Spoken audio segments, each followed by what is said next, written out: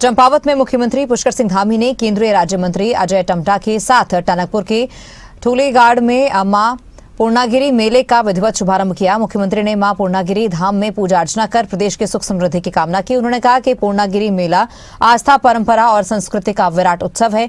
CM Dhami ने केदारखंड और मानसखंड में मंदिर पुनरुद्धार और तीर्थ विकास कार्यों पर सरकार की प्रतिबद्धता दोहराई है। साथ ही श्रद्धालुओं की सुरक्षा और सुविधाओं को सर्वोच्च प्राथमिकता बताया है। उत्तराखंड की जो पवित्र भूमि है, ये भूमि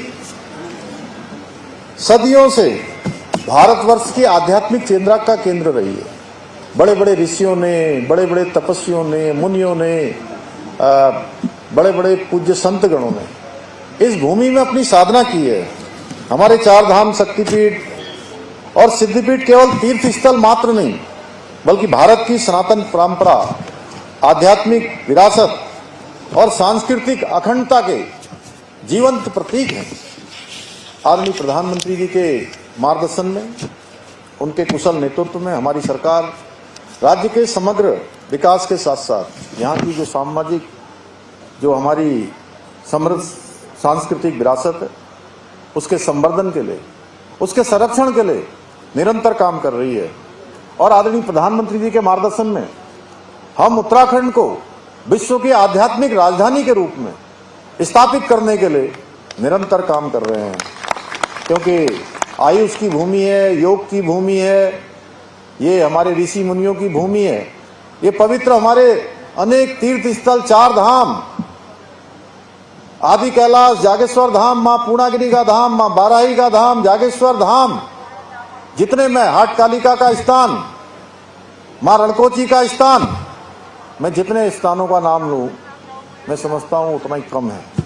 क्योंकि हम जहां जाते हैं, जिधर जाते हैं, मैम, जब मुझे लोग पूछते हैं, फिर ये मेरी बेटियों, जब मुझे लोग कभी पूछते हैं कि वहां कितने स्थान हैं, कितने धार्मिक स्थान हैं और कितने डेस्टिनेशन हैं, तब मैं उनसे, जानते हो क्या कहता हूं? तब मैं उनसे कहता हूं कि आप मेरे उत्तराखंड में आएंगे तो आप जहां जाएंगे वहां आपको कोई न कोई नया देव स्थान दिखाई देगा, और आप जिस स्थान को छोड़ते हुए अगले स्थान पर जाएंगे, आपको लगेगा कि एक नया डेस्टिनेशन मिल रहा है। हर एक स्थान एक नया डेस्टिनेशन है। और इसीलिए हमने पूरे राज्य के अंदर केदारखंड हो या मानसखंड हो, या मानसखंड के अंदर मंदिर माला मिशन हो, यहाँ के सभी पौराणिक मंदिरों का, हमारे उनके सौंदर्यीकरण का, उनके सुधारीकरण का, उनके नवीनीकरण का एक संकल्प लेकर हम उनका पूरा जीर्णोद्धार कर रहे हैं। इसी क्रम में पूर्णागिरी मंदिर क्षेत्र का पुनर्विकास कर धार्मिक एवं सांस्कृतिक पर्यटन को हम नई गति देने का प्रदान कर रहे हैं। वहीं मां बाराही देवी मंदिर, बालेश्वर मंदिर, पाताल रुद्रेश्वर मंदिर और मां रणकोची मंदिर जैसे कई पौराणिक मंदिरों में विभिन्न सुविधाओं को विकसित करने के लिए हम निरंतर काम कर रहे हैं। चाहे वो बयानदुरा बाबा का स्थल हो, चाहे हमारा रणकोची मैया का स्थल हो, या इस क्षेत्र को वेडिंग डेस्टिनेशन के रूप में बनाना हो, या ड्राई पोर्ट की स्थापना हो, अनेक ऐसे काम, चाहे यहाँ पर रोपवे निर्माण की दिशा में काम करना हो, या ककराली गेट से पूर्णागिरी धाम तक केदारनाथ की भांति मास्टर प्लान के तहत इसको विकसित करने की दिशा में किए जाने वाले कार्य हों। यही नहीं, हम ककराली गेट से काली मंदिर पूर्णागिरी तक 17 करोड़ रुपए की लागत से स्ट्रीट लाइटें भी स्थापित कर रहे हैं।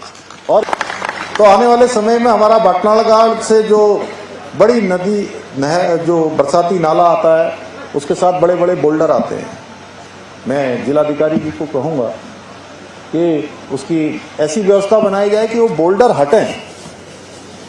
पुल बनने के बाद भी, हालांकि पुल के लिए धनराशि स्वीकृत हो गई है, पुल भी बन जाएगा, अंतिम चरण में उसका काम है, वन विभाग की स्वीकृति मिलनी है, लेकिन जब तक वो बोल्डर नहीं हटेंगे तो मुझे लगता है कि तो आगे चलकर नुकसान की हमेशा संभावना बनी रहेगी। इसलिए इससे नुकसान को बचाना है, तो इसका स्थायी काम हमको इस पर करना है, जिससे कि मैं सच बताऊं तो मैं हमेशा से सोचता था कि मैया का ये जो मेला है, ये मेला केवल 3.5 महीने का ना हो, ये मेला पूरे वर्ष भर का होना चाहिए। मैया की इतनी बड़ी कृपा है, मैया की इतनी बड़ी कृपा है, सच में मैया के आशीर्वाद से ही सब कुछ हो रहा है। यहाँ पूर्णागिरि मंदिर मेला क्षेत्र में हम बहुत सारी पार्किंग का निर्माण करा रहे हैं। वहीं जलकुनिया गधेरे से पूर्णागिरि तक पेयजल आपूर्ति सुनिश्चित करने के लिए लगभग 4 करोड़ रुपए की हमने धनराशि स्वीकृत की है। इसी के साथ भीड़ को नियंत्रित करने के लिए इंटीग्रेटेड क्राउड मैनेजमेंट सेंटर की स्थापना की दिशा में भी हम कार्य कर रहे हैं, ताकि बड़ी संख्या में आने वाले श्रद्धालुओं को किसी असुविधा का सामना न करना पड़े।